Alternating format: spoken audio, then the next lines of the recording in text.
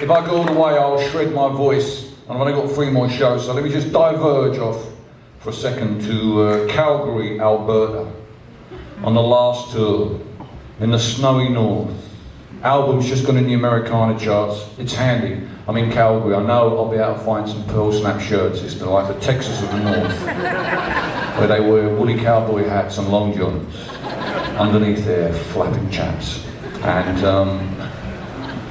it's early in the morning. I need coffee. I'm in a coffee shop. Coffee shops are very important to us in the United States, America, and Canada. It's because where we get free Wi-Fi.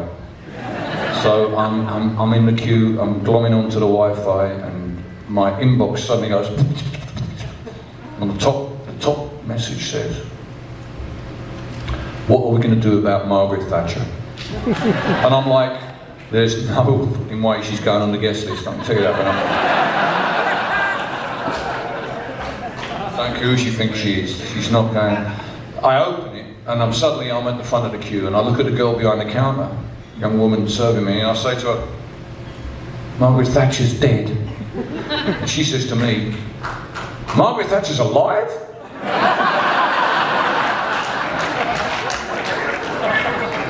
So I get my coffee and I sit down. I'm like, I'm going through all my sources of news and sort of reading it, and I suddenly realise, Calgary is 7 hours behind London. If I don't post something soon, people are going to think I'm dead as well.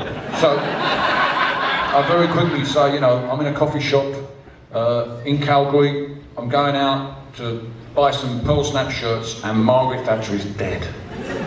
And send it out to the Book of Face, and I'll think of something more thoughtful later when I've had a chance to think about it. So that night, in the website of the Calgary Herald, there was a headline that read, "Billy Bragg reflects on death of Margret Thatcher while buying pearl snap shirts in Calgary."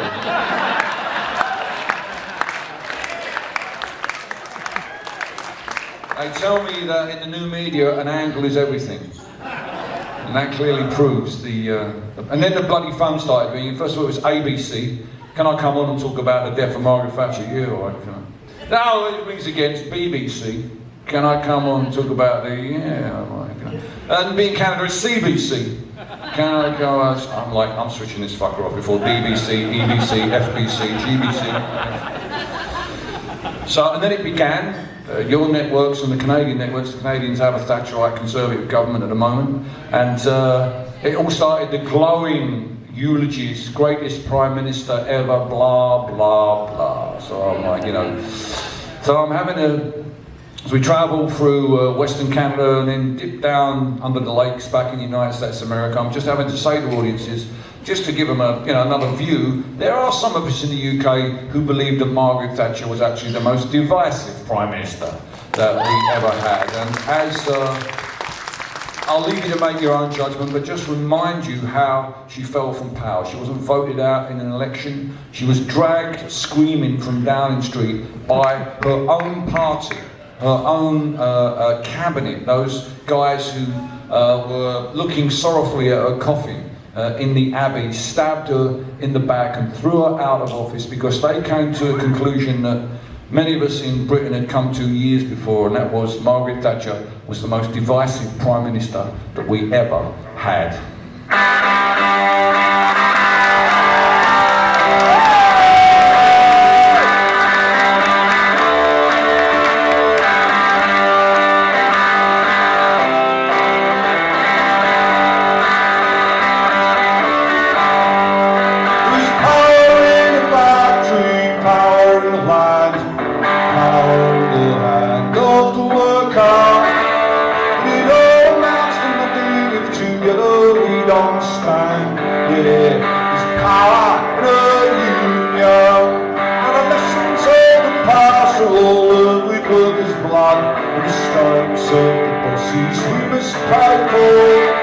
From the cities and the farmlands to trenches for mud, war's always been the boss's way, so the union forever defending our rights, down with the black letter workers unite, with our brothers and our sisters in together we will stand.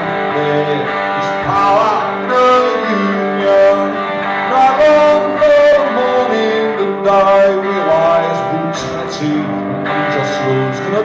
us. Who'll defend the workers who cannot organise, and the bosses send their lackeys out to cheat us.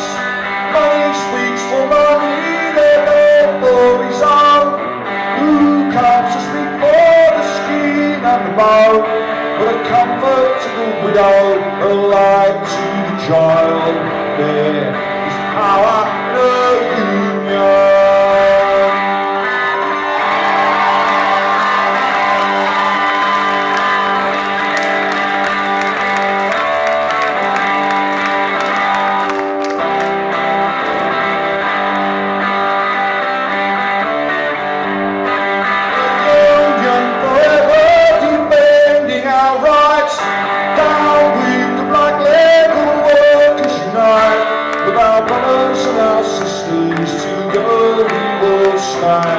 There is power in a union.